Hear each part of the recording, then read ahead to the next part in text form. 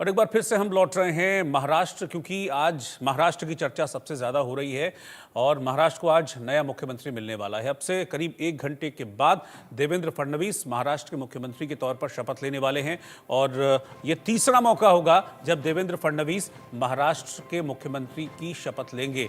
जो तस्वीरें आप देख रहे हैं ये तैयारियों की तस्वीर है और मैं ये भी आपको बता दूं कि हज़ारों लोगों के जुटने की संभावना है आज मुंबई के आज़ाद मैदान में, क्योंकि यहीं पर देवेंद्र फडणवीस का शपथ ग्रहण समारोह होने वाला है। ये तीसरा चांस है जब देवेंद्र फडणवीस महाराष्ट्र के मुख्यमंत्री बनेंगे। सबसे पहले 2014 से 2019 तक वो महाराष्ट्र के मुख्यमंत्री रहे। उसके बाद 2019 में ही सिर्फ 72 घंटे के लिए वो महाराष्ट्र के मुख्यमंत्री बने थे और फिर उसके बाद ये तीसरा मौका है जब देवेंद्र फडणवीस एक बार फिर से महाराष्ट्र के मुख्यमंत्री बनने जा रहे हैं। अभी तक जो जानकारी है उसके मुताबिक देवेंद्र फडणवीस के साथ एकनाथ शिंदे डिप्टी सीएम पद की शपथ लेंगे और अजीत पवार जो कि एनसीपी अजीत गुट के हेड हैं वो भी डिप्टी सीएम पद की शपथ लेंगे। प्रधानमंत्री मोदी भी इस शपथ ग्रहण के लिए आ रहे हैं। देखिए ग्राफिक्स के जरिए भी मैं आपको बता रहा हूं कि देवेंद्र फडणवीस का मुख्यमंत्री के तौर पर सफर 23 नवंबर से 26 नवंबर यानी कि 72 घंटे के लिए 2019 में वो मुख्यमंत्री बने थे, जब अजीत पवार कुछ विधायक लेकर उनके साथ आ गए थे और सरकार बना ली थी। लेकिन बाद में अजीत पवार के जो विधायक थे वो वापस शरद पवार के खेमे में चले गए थे, इसलिए सरकार गिर गई थी और फिर नेता विपक्ष के तौर पर 2019 से 2022 तक अपनी भूमिका निभाई। देवेंद्र फडणवीस ने एक पार्षद के तौर पर अपने पॉलिटिकल करियर की शुरुआत की थी, फिर नागपुर के वो मेयर बने और उसके बाद वो लगातार राजनीति की सीढ़ियों को चढ़ते गए और आज तीसरी बार मुख्यमंत्री बनने जा रहे हैं देवेंद्र फडणवीस। मेरे साथ दो खास मेहमान हैं, सैयद जवाद साहब और डॉक्टर अवनीश शर्मा मेरे साथ लगातार बने हुए हैं।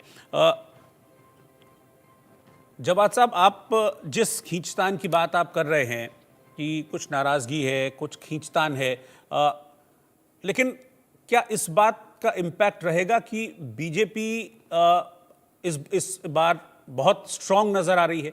132 सीटें लेकर बीजेपी आई है तो एक स्ट्रांग होल्ड बीजेपी का दिखा है, तो ऐसा नहीं लगता कि कोई खिसकेगा इधर उधर, चाहे वो अजीत पवार हो या एकनाथ शिंदे हो? नहीं, देखिए पिछली बार भी आपको याद होगा जब मुख्यमंत्री की शपथ ली थी तो किस तरीके से आनंद फानंद में रात में जो है उस वक्त के नहीं, तब और अब में अंतर था। अभी तो आप 2.5 साल साथ में सरकार चला चुके हैं ना। अभी नहीं, 2.5 साल तो उधर भी सरकार ही चली थी, पहले भी सरकार चली थी, ऐसा नहीं है। लेकिन आपको पता है फिर एकदम से नाराजगी जाहिर हुई और नाराजगी जाहिर होने के बाद किस तरीके से सरकार चली गई। हालांकि हो सकता है क्योंकि जो महाराष्ट्र की धरती है वो हमेशा इस चीज को जानती है और पहचानती कि ज्यादा लंबे समय तक किसी के साथ रहने से कितना बड़ा नुकसान हो सकता है। इसका सबसे बड़ी मिसाल आप देखेंगे, इतना पुराना गठबंधन शिवसेना का, उद्धव ठाकरे साहब जिस वक्त थे उनका गठबंधन टूट गया और उनको भी धोखा दे करके और एक तरीके की बातें बना करके छोड़ दिया गया। नहीं तो फिर नुकसान तो कांग्रेस के साथ रहने का नुकसान के तौर पर भी तो देख सकते हैं कि तो कांग्रेस के साथ रहने का नुकसान था, जिसकी वजह से उद्धव पवार ने अपनी जो राजनीति थी, जो बाल ठाकरे की राजनीति थी, उससे समझौता किया उद्धव ठाकरे ने और फिर कांग्रेस के साथ वो गठबंधन में आ गए। तो ये उसका भी तो इफेक्ट हो सकता है, इम्पैक्ट जो अभी दिख रहा है। रोहित, इम्पैक्ट तो फिर ऐसा बता देंगे, लोकसभा के चुनाव के अंदर फायदा भी हुआ। लोकसभा के चुनाव के अंदर क्या हुआ? लोकसभा के चुनाव के अंदर तो भारतीय जनता पार्टी का एक तरीके से सुपड़ा ही साफ हो गया। उसके लिए क्या कहा जाएगा, हर चुनाव अलग ही होता है। तो यहाँ पर फायदा हुआ है और वहां पे नुकसानात की वजूहत कुछ और ही रही। इस तरीके से अगर ये हम पैमाना ले लें कि नहीं भाई कि मतलब लोकसभा के अंदर Bharatiya Janata party double digit ही क्रॉस करना मुश्किल हो गया, अब कर ही नहीं पाई, सिंगल डिजिट की पार्टी रह गई और कहां कितनी सीटें थी और इस वक्त पूरी अल्पत में सरकार है भारतीय जनता पार्टी केंद्र के अंदर देखेंगे। और अभी भी जहां जहां अलायंस की सरकारें हैं आप देख लीजिए, वहां वहां कोई भी जो समझौते होते हैं वो लिखित या मान्य को समय के अकॉर्डिंग चलते हैं। जैसे आपने कहा कि समय निर्धारित करता है कि कौन सा समझौता कहां पर हुआ है और किसके साथ नारे। हो सकता है कल को अजीत दादा पवार की नहीं पड़े, क्योंकि अजीत पवार के लिए यहाँ पर अपने आप को एडजस्ट करना दूसरा बड़ा चैलेंज है और दोनों में से अगर कहीं तीसरा कुछ हो गया तो फिर ये सरकार जो है रह जाएगी। क्या करा जाएगा उसके लिए? फिर राजनीति के अंदर संभावनाएं तो दूसरी रहती है और महाराष्ट्र की धरती का खमीर जो है वो बिल्कुल अलग है, उसको डोमिनेट करके कोई नहीं चल सकता। और जब जब आपने महाराष्ट्र की धरती को डोमिनेट करने की कोशिश करी है परिणाम आपके सामने हुए हैं।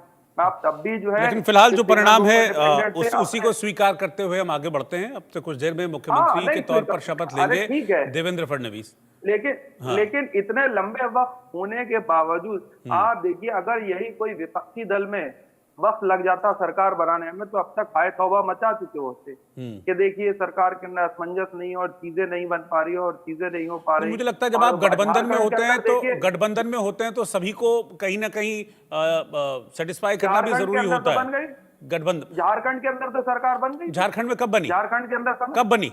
झारखंड के अंदर इससे पहले बन गई। कब बनी? कितने दिन पहले बनी है? इलेक्शन होने के बावजूद ही बन गई। अब मंत्री अब कितने शपथ दिन ले के रहे हैं, अंदर? मंत्री अब शपथ ले रहे हैं ना उसके भी। अरे भाई, मुख्यमंत्री इनका नहीं डिसाइड हो पाया। मुख्यमंत्री तो पहले से ही तय था वहां पर। तो यहाँ पर तय नहीं था। यानी एकनाथ शिंदे ने अच्छा काम नहीं करा। चलिए, आपने मान लिया, मुबारक हो। नहीं, एकनाथ मैं शिंदे तो ने अच्छा काम नहीं सबसे करा, बड़े इसलिए बदल गठबंधन दिया। की बात कर रहा हूं। एक तरफ 57 सीटें, एक तरफ 132 सीटें, तो बड़े भाई की भूमिका में कौन रहेगा? अब अपने बड़े शब्द भाई मत की डालिए। भूमिका में छोटे भाई, पहले भी सीटें ज्यादा थी, पहले भी सीटें ज्यादा थी जब मैंने कहा पार्टी ना, तोड़ी थी। फिर तब राजनीतिक परिस्थितियां कुछ और थी। तब देवेंद्र फडणवीस भी झुकने को तैयार हुए थे। देवेंद्र फडणवीस भी सीएम रहे थे ना, तब भी झुकने को तैयार हुए थे। नहीं, असल में क्या, सुनिए तो आप रोहित भाई देखिए, मतदान वहां जो है लोग डिसाइड नहीं करते, पर्ची डिसाइड करती है। पर्ची से मुख्यमंत्री जो है वो चुन लिया जाता है। किसके नाम की पर्ची, अक्कड़ बक्कड़ बम्बे वो 80-90 अब अंदर क्या होता है ये तो ना आपको पता ना मुझे पता। स्पेकुलेशन पर मैं जाऊंगा नहीं। नहीं, पर्ची तो हमने देखी है, पर्ची हमने देखी है। स्पेकुलेशन पर मैं जाऊंगा नहीं। हाँ, मैं असल में कुछ रिपोर्ट्स में दिखा रहा हूं, क्योंकि अब कुछ देर में भारतीय जनता पार्टी यहाँ पर पर्चियां 4-5 डाली गई होंगी। कौन होगा जिसके नाम की पर्ची निकल आई होगी वो बन गया होगा। वहां तो पर्ची सिस्टम है ना भाई। चलिए ठीक है, दोनों का आपका शुक्रिया साथ में जुड़ने के लिए। अब क्योंकि कुछ देर में शपथ ग्रहण समारोह होने वाला है, 1 घंटे का वक्त बचा हुआ है, 5:30 बजे शपथ ग्रहण होगा।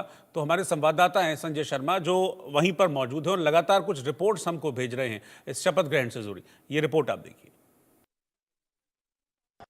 तो महाराष्ट्र में आज शपथ विधि समारोह होने जा रहा है। देवेंद्र फडणवीस तीसरी बार महाराष्ट्र के मुख्यमंत्री पद की शपथ लेंगे। अपने देवा भाऊ की शपथ के लिए आप देख सकते हैं, ये महाराष्ट्र बीजेपी का मुख्यालय मुंबई स्थित नरीमन पॉइंट पर, और यहाँ पर हजारों की संख्या में बीजेपी के कार्यकर्ता यहाँ पर पहुंचे हुए। क्या उम्मीद है आपकी सरकार से?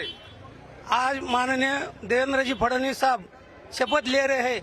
सब महाराष्ट्र की जनता को यही आशा थी कि देवा बहू फिर से मुख्यमंत्री बने और महाराष्ट्र बन गए। उम्मीद क्या है आपको? क्या लगता है एकनाथ शिंदे शपथ नहीं ले रहे हैं?